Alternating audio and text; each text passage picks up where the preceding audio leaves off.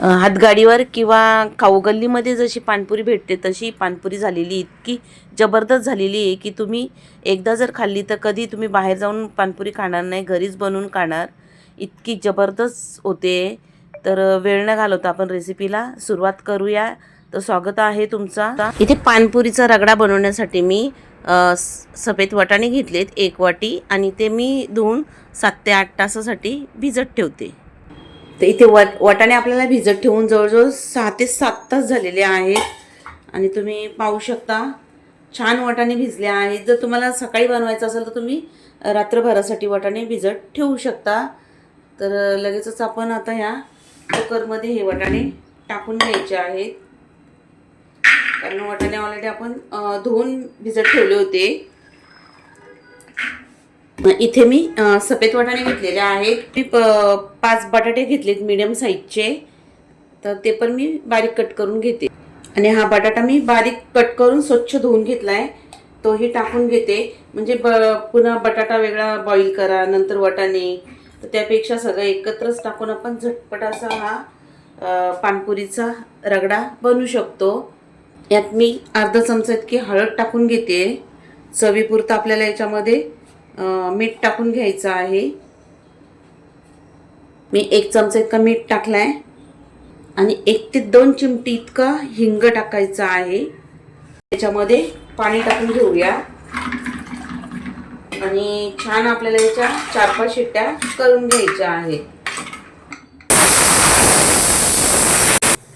कुकरच्या छान 5 शिट्ट्या झाल्या आहेत. तर मी गॅस बंद करते आणि आपण कुकर थोडा थंड करून घेऊया. तर तोपर्यंत आपण इकडं गोड चटणी बनवायला घेऊ. तर गोड चटणी बनवण्यासाठी मी इथे थोडीशी चिंच घेतली आहे, 10-12 काळे खजूर घेतलेत आणि अर्धा वाटी गूळ घेतलंय. जर तुम्हाला असं जास्त आंबट वगैरे आवडत असेल तर चिंचेचं प्रमाण थोडा तुम्ही वाढवू शकता, पण गोड चटणीमध्ये चिंच थोडी कमीच टाकायची. तर आपण आधी हे सगळं कुकरमधनं 1 शिट्टी काढून घेऊ, म्हणजे हे झटपट होतं. नाहीतर मग चिंच तुम्हाला अर्धा तास भिजत ठेवायला लागते आणि मग ते बनवायचं असतं. पण या पद्धतीने लवकर बनवून होतं. आणि याच्यामध्ये आपण थोडंसं पाणी टाकू. अर्धा ग्लास इतकं मी पाणी टाकलंय आणि 1 शिट्टी काढून घेऊ. इथे कुकर थंड झालाय, झाकण काढून बघूया. आणि तुम्ही बघू शकता एकदम मस्त असे वाटाणे शिजलेत आणि बटाटा पण छान शिजलाय. तर आपण आता हे साईडला ठेवूया.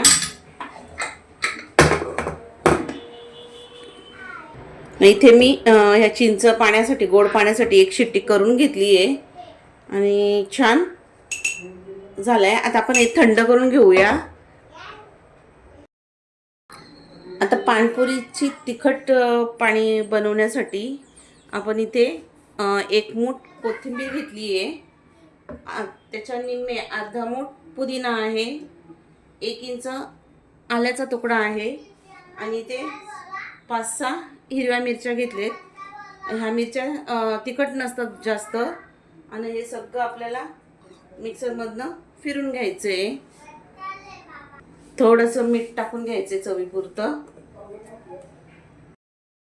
आणि थोडासा बर्फ टाकून घेते, थोडंसं पाणी. मिक्सरमधनं फिरून घेऊ. मस्त अशी पेस्ट बनवून झाली आहे आणि पाहू शकता तुम्ही मस्त हिरवीगार.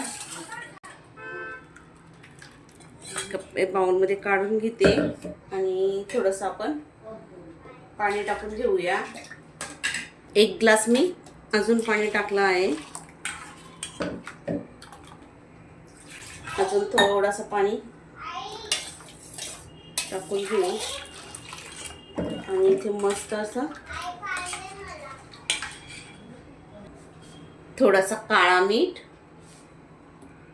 1 चमचा चाट मसाला, अर्धा चमचा जिरेपूड आणि इथे मी अर्धा लिंबू घेतलेला आहे.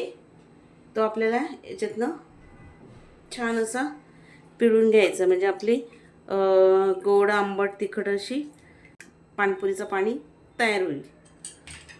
आणि सगळं मिक्स करायचं. अजून पाहिजे तर तुम्ही थोडंसं पाणी टाकू शकता, थंड थंड असं. थोडं टेस्ट करते मी.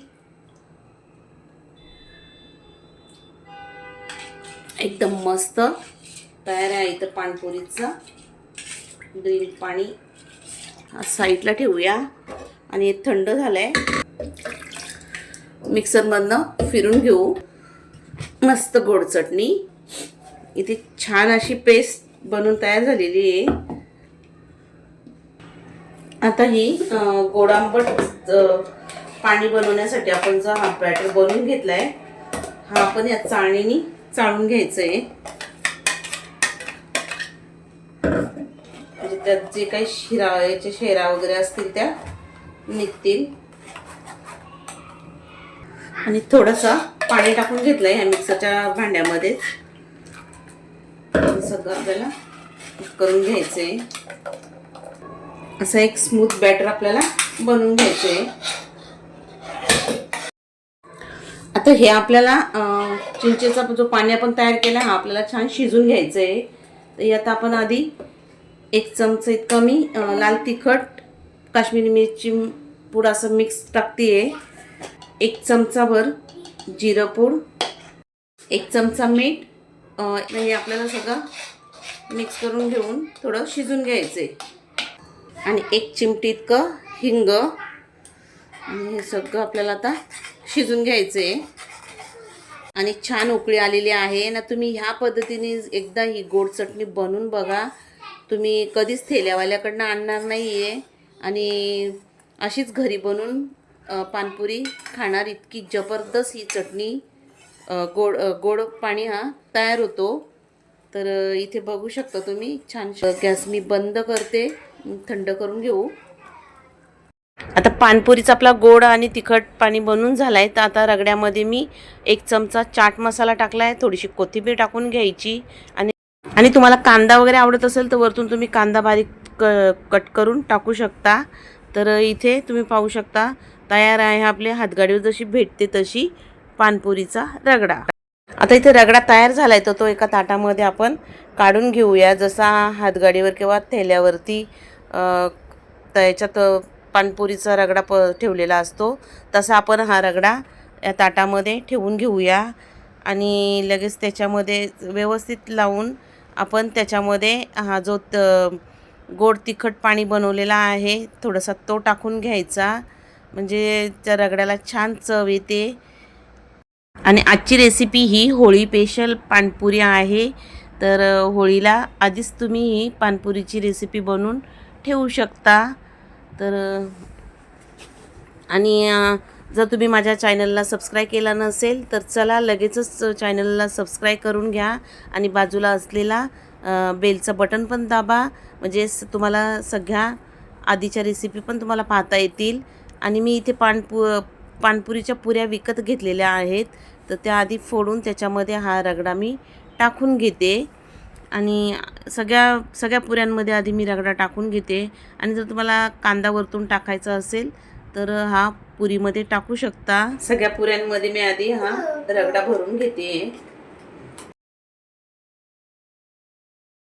आता सगळ्या पुऱ्यांमध्ये रगडा भरून झालाय. तर वरतून आपण आता ही गोड चटणी थोडी थोडी टाकून घ्यायची. आणि काही काहींना तर नुसतं तिखट पाण्यामध्येच खायला आवडतो. आता ज्याला जसं खायला आवडेल तसं तुम्ही ते करून घेऊ शकता. मी गोड तिखट सगळं मिक्स करून खायला घेतलेलं आहे. आणि थोडं थोडं तिखट पाणी पण टाकून घेते. वरतून आपण कांदा टाकून घ्यायचा, कोथिंबीर आणि भरपूर अशी नायलॉन शेव. तर ह्या शेवीने तर पानपुरीची टेस्ट तर खूप वाढते. लहान मुलांना तर ही शेव खूप आवडते. तर घरच्या घरी आपण मनसोक्त हा पानपुरीचा बेत करून खाऊ शकतो बाहेरचा खाण्यापेक्षा. तर आजची रेसिपी कशी वाटली ही कमेंट करून मला सांगा. आणि रेसिपी थोडी जरी तुम्हाला आवडली असेल तर माझ्या चॅनलला सबस्क्राईब करा, बेलचा बटन दाबा, आवडली तर लाईक करा. तर आम्ही एन्जॉय करतो पानपुरी, गोड मस्त खट्टी मिठी पानपुरी. तर चला पुन्हा भेटूया अशाच एखाद्या जबरदस्त आणि मस्त रेसिपीसोबत. तोपर्यंत मस्त खा आणि मस्त रहा.